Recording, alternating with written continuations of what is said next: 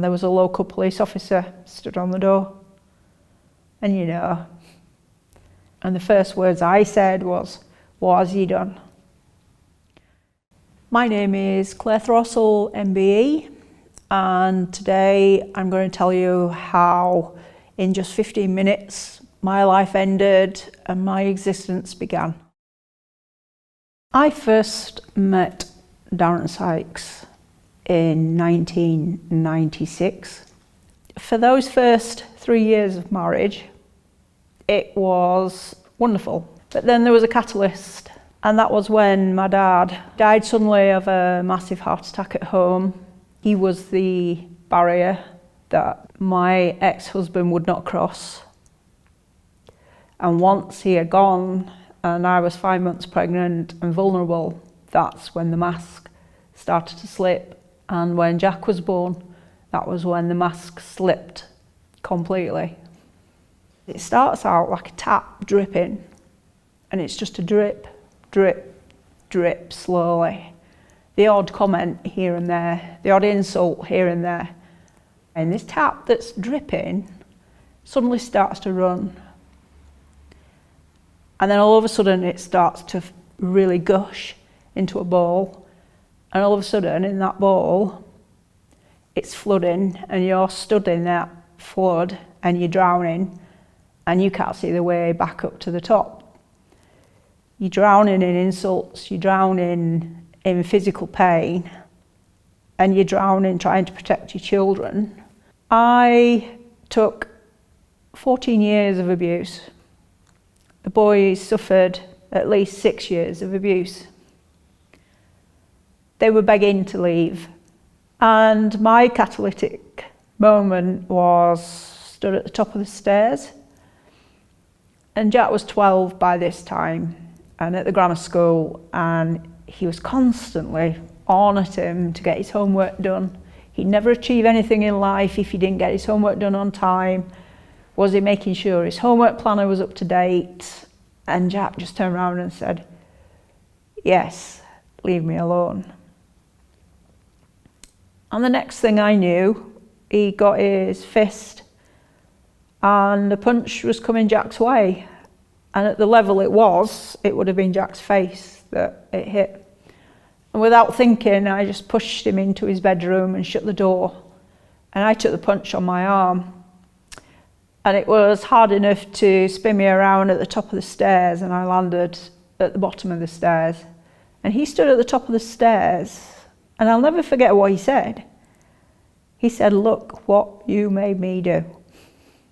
I didn't want my sons to grow up thinking that was normal.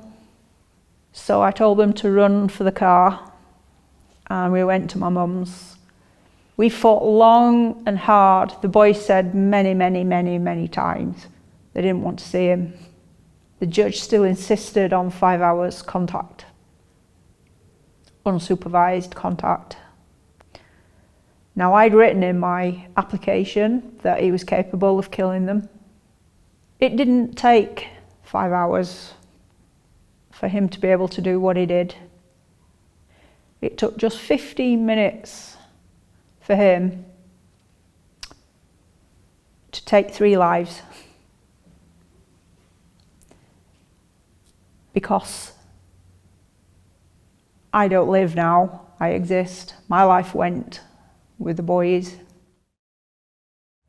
On the 22nd of October 2014, I'd literally just sat down, and at 7:15 there was a knock on the door. And as a parent, every time you make them go on a visit, you're anxious, you're screwed up inside, because you know that they're not safe. And I didn't want to answer the door. But I went through, and there was a local police officer stood on the door. And and the first words I said was, "What has he done?" And he said, "There's been an incident at the property, and you need to come with me. You need to come with me now." And he said, "The boys have been taken to Sheffield Children's Hospital, and you need to come with me, and you need to come."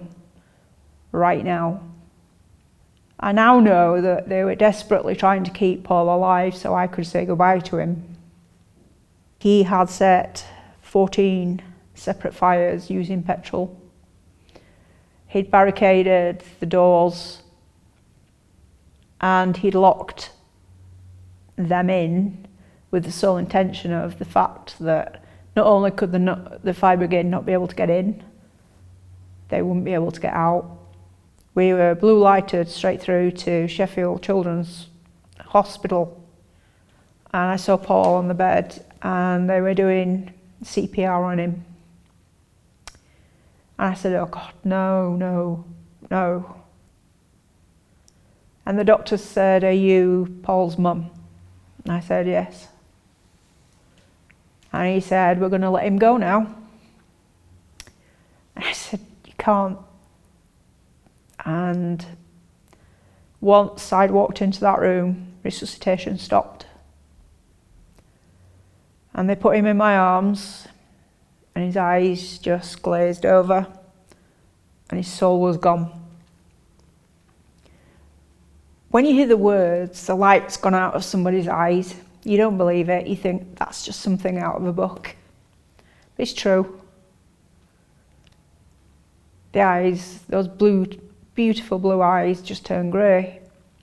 And the nurse, ever so discreetly, closed his eyes. And I held him so tightly.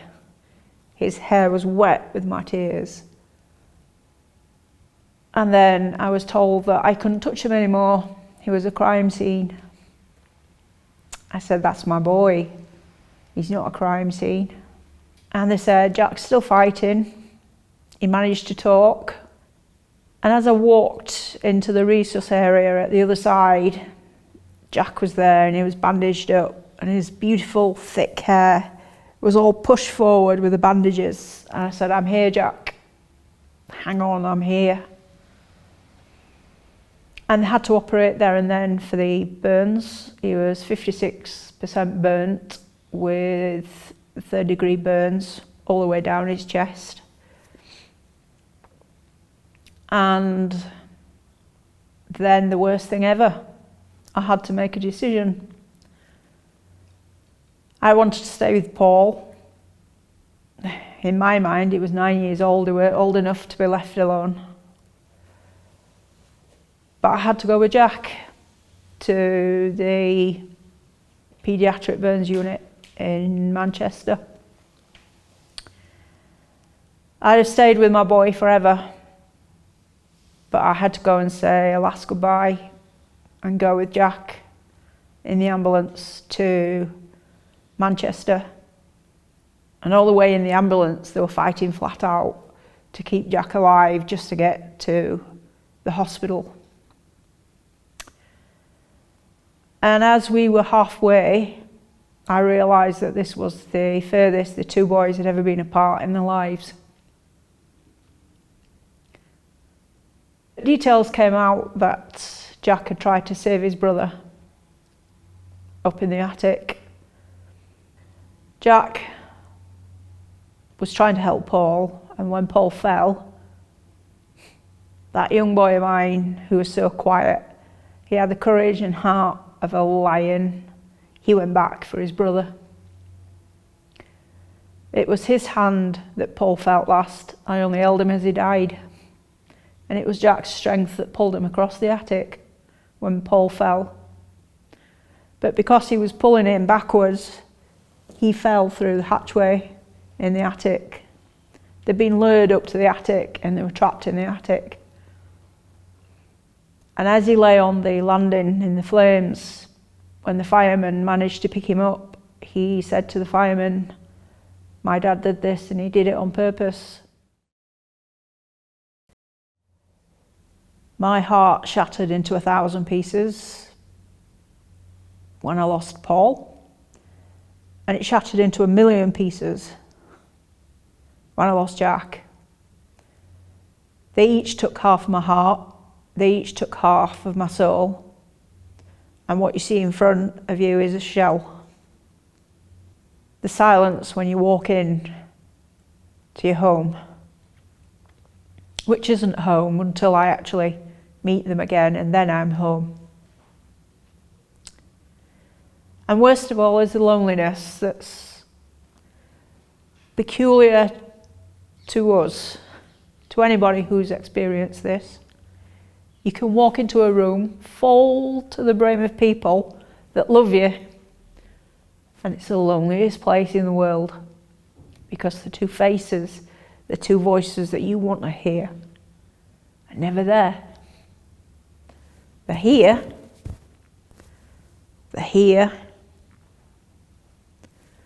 but they're nowhere else. Up until today, I've had no apology from any agency involved with the boys. And I decided that I would stand up and fight. It's either stand up and fight, or it's crawl up in the corner and give up. Meet Jack and Paul wherever they are and say, I'm sorry, I didn't try. And I couldn't do that. Their lives meant too much.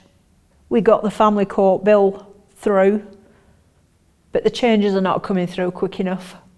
I'm fighting for one more law to go through, and that law will enable children to live a happy, normal life,